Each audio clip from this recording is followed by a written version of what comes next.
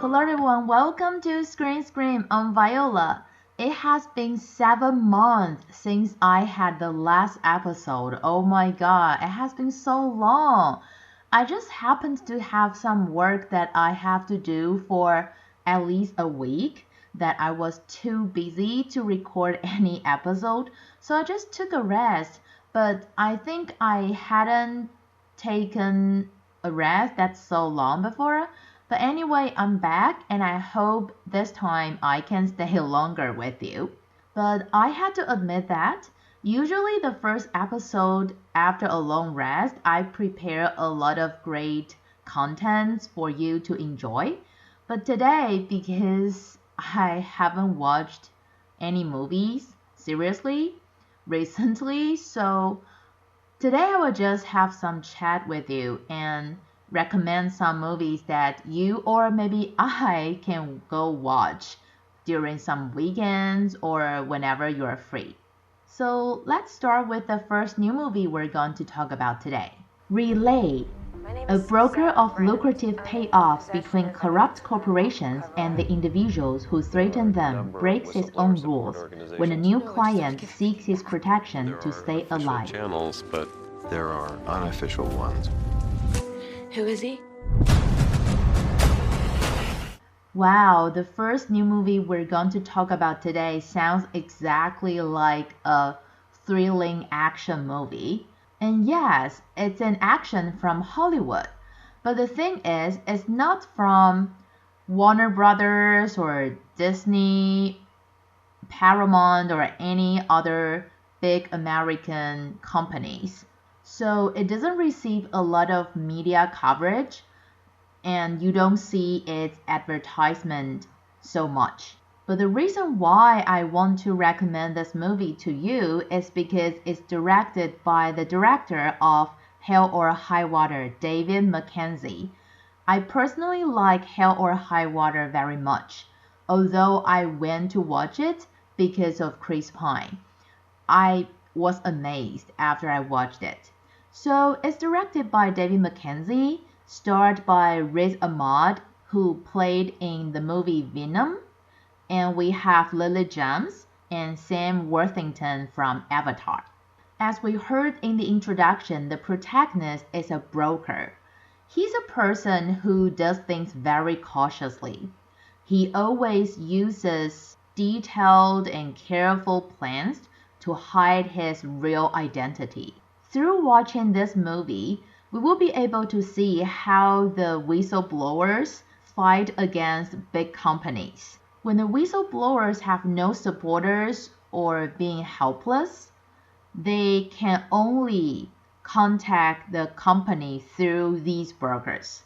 So this movie is about a cat and mouse scam full of secrets, betrayers, and intensities. As I mentioned, besides the protagonists, Riz Ahmed and Lily James, there's also Sam Worthington. And Sam Worthington is a key antagonist in this movie. So if you like him, you definitely don't want to miss this movie. Worthington just praised director Mackenzie's style and this script so much. He also said that he admired the performances from Ahmed and James so much. So before the shooting, he knew this movie is going to be amazing. Besides, Worthington lives in New York. So he said he's really happy to be able to shoot close to his home. It's very convenient for him to go to work. So if you're looking for some Hollywood actions this weekend, you can go watch Relay. And now let's move on to our second new movie this week. It's a Japanese one. 2 Seasons, 2 Strangers. In summer, Nagisa and Natsuo meet seaside, exchanging distant looks and clumsy words in the rainy ocean. In winter, screenwriter Lee arrives at a snowy village, meeting Benzo at his guest house. Despite disconnected talks, they embark together.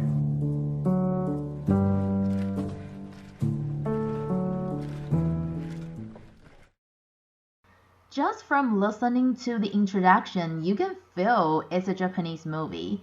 Not because the name of the characters are all Japanese, but because of its slow vibe.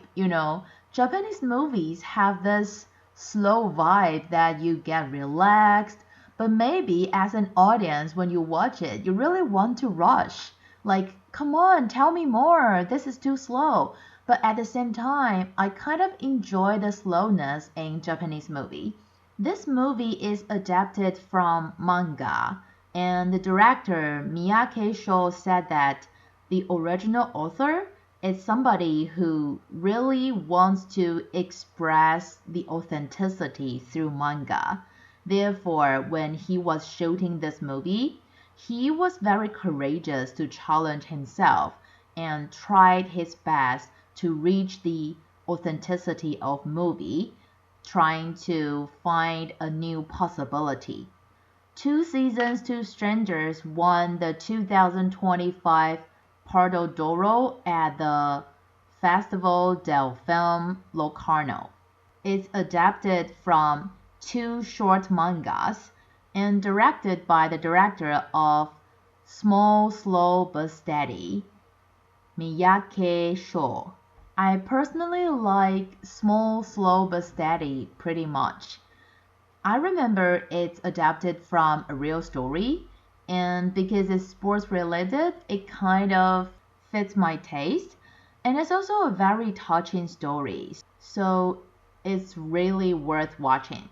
The background of this story is set in dual time space between a summer beach and a winter snowy day, describing how people find their spiritual inhabitant through different places. It all starts with the last sentence we heard in the introduction. A scriptwriter, Lee, she encounters some writer's block, so she decides to embark on a journey. And that's how we as the audience embark on this journey with her. If you like some slow Japanese movies, maybe you can pick Two Seasons, Two Strangers this weekend. Now, before we move on to Top 007 and ramble through all the movies on the chart this week, let me tell you what movies were on the chart last week. Because if you're not following my written weekly report, you wouldn't know what's happening in the past 7 months.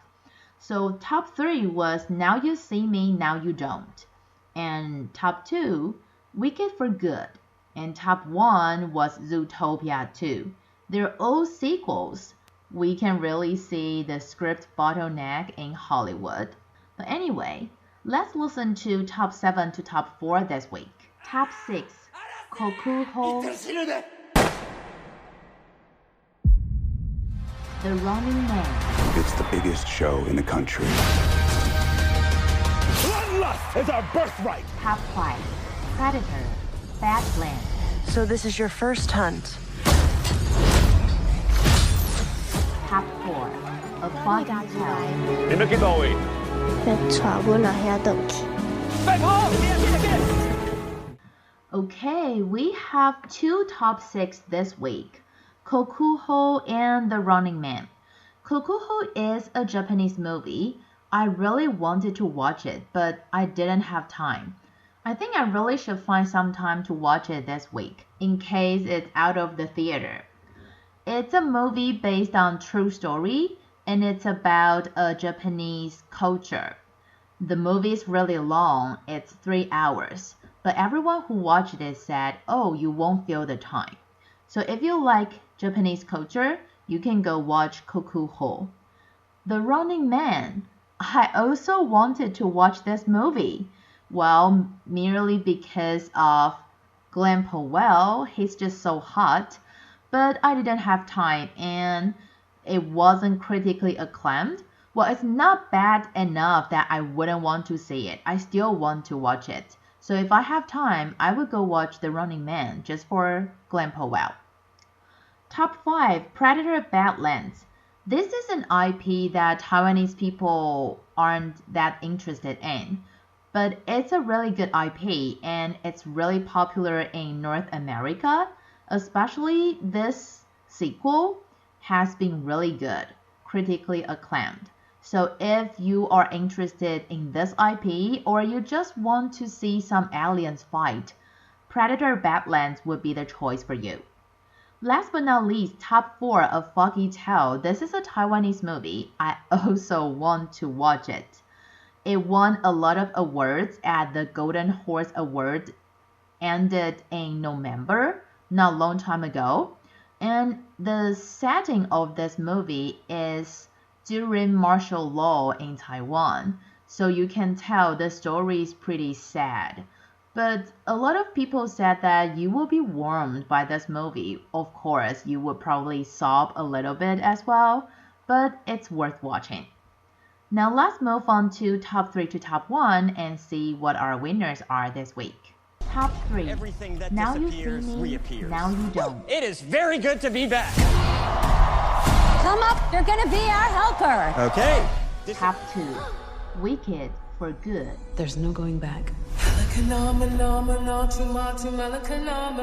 This is between us, the wizard, and us. Top 1. Zootopia 2. Bunny Fox. This is a make or break assignment. Fail and I will split you up. No snake has set foot in Zootopia. Alright, so top 3 to top 1 are exactly the same as last week. But you know what? This is not unusual. What's unusual is that except Kokuho, every movie is the same as last week. And not only the same movie, they're the same ranking. What a coincidence. I guess the audience in Taiwan and in North America just have the same taste over this week's movies. But anyway, let's talk about top 3 to top 1. Top 3, Now You See Me, Now You Don't. This is already the 3rd episode of this series. I watched the first one, but I didn't even watch the second one. Not that I'm not interested in magic related movies, it's just that I'm not interested in this IP. I think this 3rd episode isn't as good as the previous ones, but it's still satisfying. Top 2, Wicked for Good. Also, a sequel, and people say it's not as good as the first one. But according to my friends who love Wicked so much, that because this is based on a musical, and the second part of the musical wasn't as interesting as the first part anyway. So when it's adapted into the movie, it brought this feature with it. And also because in the second part, it has to connect with the Wizard of Oz. So it's really difficult to tell both stories well. And that's the reason why it's not as good. But if you want to listen to the music, admire the outfit design, Wicked for Good is the movie for you this weekend. And top 1, Zootopia 2. I don't know why, but I don't really want to watch the sequel. I think the first one is really good itself. I watched the first one in the US, so I didn't experience the translation chaos in Taiwan, but I would say the translation experience will definitely affect how you enjoy this movie because there are a lot of puns or animal related jokes in it. Even though I can listen to the English, I would definitely notice the subtitles anyway. And although it's still very fun and interesting, people say that the character building is not as profound as the first episode. So it depends. If you like Zootopia very much, then I would still recommend you to watch the sequel. But if you're like me, you think the first one is good and then you don't want to ruin the experience, then I think I will wait until when it's on Disney Plus. But thank you for listening, and I hope I will stay with you longer this time. Maybe until Football World Cup, I don't know. But remember to tune in same time next week here at Screen Scream. I'm Viola. See you next week.